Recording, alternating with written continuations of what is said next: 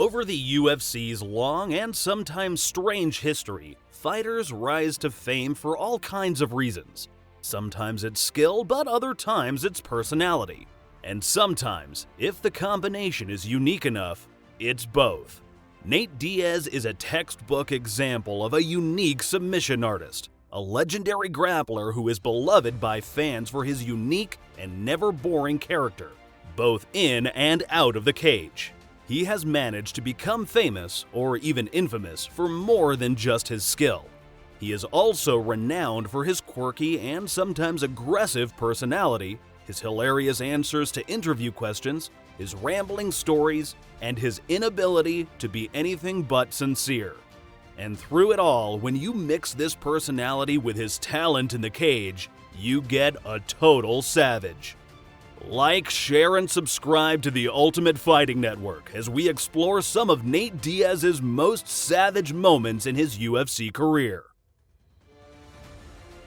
Nate Diaz started his UFC career in 2007, and after winning his first 2 fights with the organization, he demanded more difficult opponents so that he could prove his remarkable skill as a grappler. In 2008, he was given Kurt Pellegrino, and in the second round of that fight, Diaz found himself on the receiving end of Pellegrino's takedown. But Diaz's instincts kicked in and he turned the takedown to his advantage, pulling Pellegrino into a vicious triangle chokehold.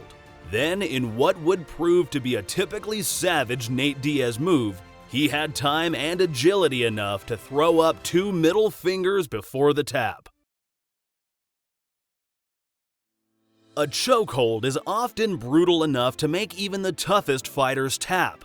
But some savage grapplers have actual chokeouts on their record, and Nate Diaz is one of those.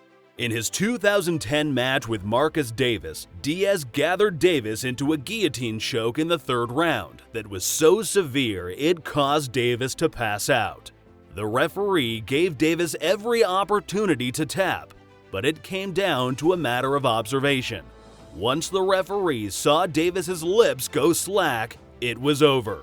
Talk about a savage victory. Back in 2007, Nate Diaz got his official UFC start on the 5th season of the reality show The Ultimate Fighter, produced by the UFC. During that season of the show, Diaz faced Gray Maynard and defeated him by submission. A few years later, in 2010, Diaz would face Maynard again, but this time it would be marked as a loss, thanks to a highly controversial split decision. It wouldn't be until 2013 when the 2 fighters would face each other one final time, giving Diaz an opportunity to finally prove his point. Not known for his striking, Diaz showed his versatility and aggression by defeating Maynard with a vicious technical knockout in the 1st round. Swift, decisive, like finally closing a long and frustrating chapter in his career. Nate Diaz! Nate Diaz has done it! Thanks for watching this far. Please help support us by liking this video and subscribing to our channel. We appreciate you. One of Nate Diaz's best assets is his ability to make any fight a masterclass in grappling. His instinct for how his body is shaped and how to manipulate his opponents into the form he wants so that he can force the submission is something he will always be legendary for.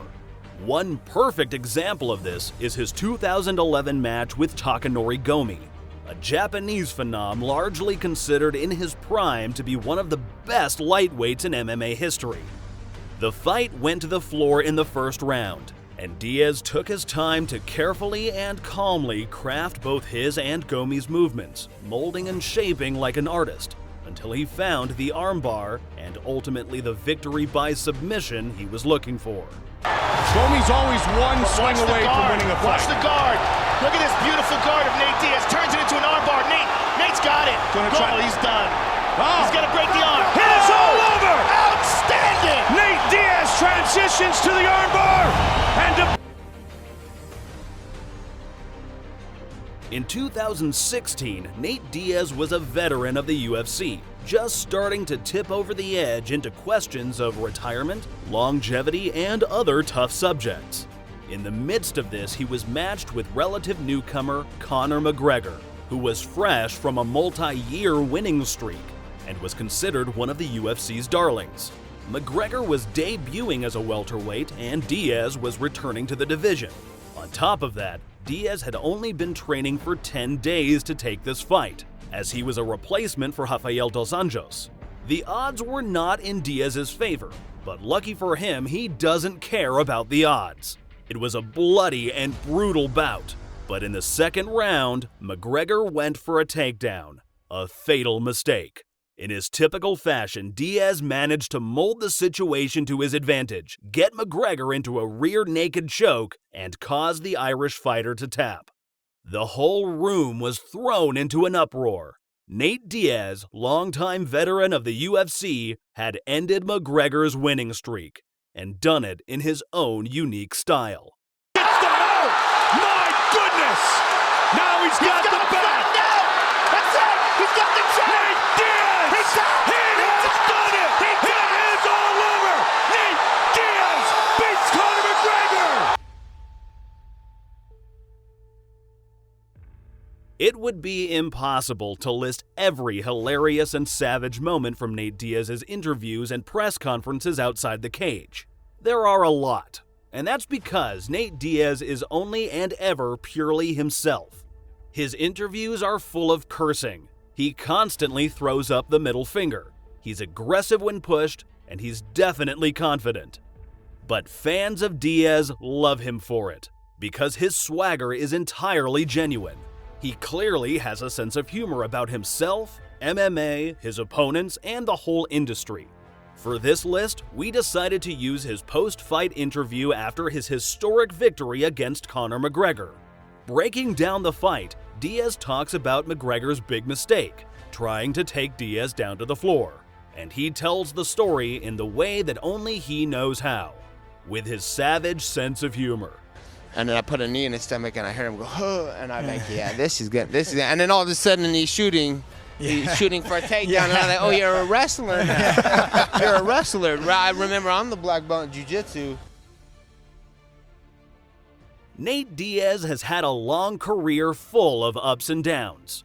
Love him or hate him, one thing you can never say is that he isn't a unique talent, a fighter who truly knows his craft and has the victories to prove it. Unpretentious, Nate Diaz just loves to fight, and he's very, very good at it. What's your favorite savage moment in Nate Diaz's career? Are there any that you love that we forgot to mention? Comment below and don't forget to like, share, and subscribe. Thank you for watching The Ultimate Fighting Network.